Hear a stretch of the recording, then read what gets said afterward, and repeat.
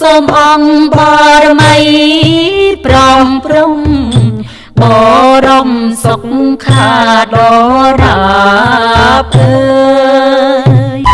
អញ្ចឹងចាប់ពីបកក្រហមយើងចូលមកដល់ពកយម្ដងនេះក៏ជាប្លង់មួយដែលមានការពេញនិយមពីបងប្អូនមួយរយៈហ្នឹងឃើញថាមានការគ្រប់គ្រងក៏ដូចជាការអញ្ជើញទៅទស្សនាច្រើនគួរសមដែរនៅនឹងបើនិយាយពីប្លង់រៀងស្អាតច្រើនប្លង់មែនតែនបងប្អូនតាក់ទងជាមួយនឹងទីតាំងហ្នឹងសម្រាប់ឈុតនេះគឺជាឈុតទី4ហើយខ្ញុំប្រើប្រាស់ជាមួយនឹងសពតពណ៌ទឹកប៊ិចឬមួយក៏ពណ៌ខៀវចាស់ហ្នឹងហើយសម្រាប់ភ្នំសក់វិញខ្ញុំគ្រាន់តែថែមផ្កាច្បាបន្ថែមទៀតទេខ្លិនក៏អូបសាយភីឡើងស្រស់ស្រាយសម្រាប់អ្នកហមនឹងពួកខ្ញុំហ្មងហើយមិនមែនតែពួកខ្ញុំទេសំបីតារបៀបឃុំឬមួយក៏មេបាក៏មកតោងទៀមដែរនេះគឺជាឈុតចិត្តចុងក្រោយឯងក៏ប៉ុន្តែសម្រាប់កម្លាំងក៏រៀងបាក់រៀងខ្លួនដែរមិនថាឡែនខ្ញុំលិនសិតរៀងល្វើយដែរហ្នឹងបងប្អូនក៏ប៉ុន្តែល្វើយអត់ខ្លាំងទេព្រោះដោយសារមុនមកថតហ្នឹងយើងមកសម្រាប់ញ៉ាំបាយនៅមុខក៏ជាមួយនឹងមន់សេរួចរាល់អស់ហើយសម្រាប់ខ្ញុំគិតថានៅក្នុងខេត្តសៀមរាបជាខេត្តមួយដែរសម្រួលទៅលើតម្លៃទំនិញក៏ដូចជាចំណីអាហាររៀងគួរសមដែរបងប្អូនទោះបីជាខេត្តក៏ដូចជាក្រុងសៀមរាបមានឥទ្ធិពលក៏ដូចជាទេសចរច្រើនមែនតែនប៉ុន្តែទៅលើតម្លៃទំនិញក៏ដូចជាគ្រឿងប្រើប្រាស់មួយចំនួនគឺរៀងសមមែនតែនសម្រាប់ខ្ញុំសម្លៀកបំពាក់ដែលថតពេលល្ងាចហ្នឹងគឺស្អាតទាំងពីរឈុតហ្មងព្រោះដោយសារតែពន្លឺក៏ដូចជាពេលវេលាហ្នឹងគឺស័ក្តិសមសម្រាប់ការថតហ្មងហើយមេក៏រៀងបើកថ្ងៃជាងពេលផឹកដែរអញ្ចឹងទៅលើការថតរៀងងាយស្រួលមែនតែនសម្រាប់សេឡែនទោះបីគាត់ងើយហត់ប៉ុណ្ណាក៏ដោយក៏មិនតែស្នាមញញឹមរបស់គាត់គឺមានសម្រាប់ក្នុងវីដេអូហ្នឹងហ្មងប៉ុន្តែគ្រាន់តែបិទវីដេអូឬមួយក៏កាមេរ៉ាភ្លាមគឺមុខល្វើយហ្មងមិនថាគាត់មិនថាខ្ញុំទេតែបើសម្រាប់ពួកខ្ញុំមានភាពងាយស្រួលបន្តិចជាងគាត់ព្រោះដោយសារតែពួកខ្ញុំអត់មានត្រូវការរឹតកាអៅដូចគាត់ទេ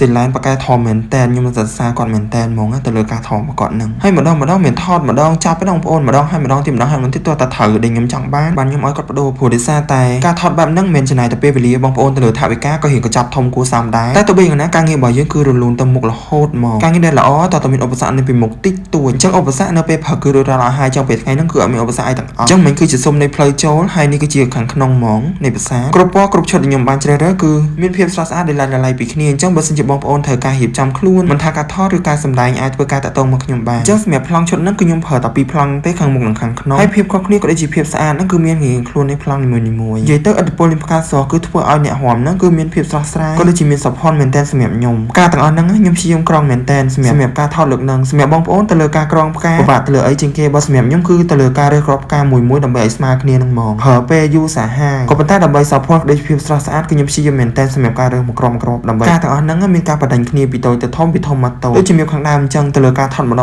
ងមានជាភាពងាយស្រួលទេព្រោះខំម្ដងហើយម្ដងទៀតម្ដងហើយម្ដងទៀតបាច់ខ្លះមិនបន្តិចទេបងប្អូនមិនតែថតសឹងតែ10ទៅ20ដងបានមួយអញ្ចឹងសម្រាប់វីដេអូខ្លីរបស់ខ្ញុំគឺមានតែប៉ុណ្្នឹងទេអរគុណច្រើនបងប្អូនអរគ្នាសម្រាប់ការទស្សនាពីដើមដល់ចប់ហើយនេះផងដែរគឺជាលទ្ធផលចុងក្រោយនៃការខិតខំរបស់ពួកខ្ញុំអរគុណ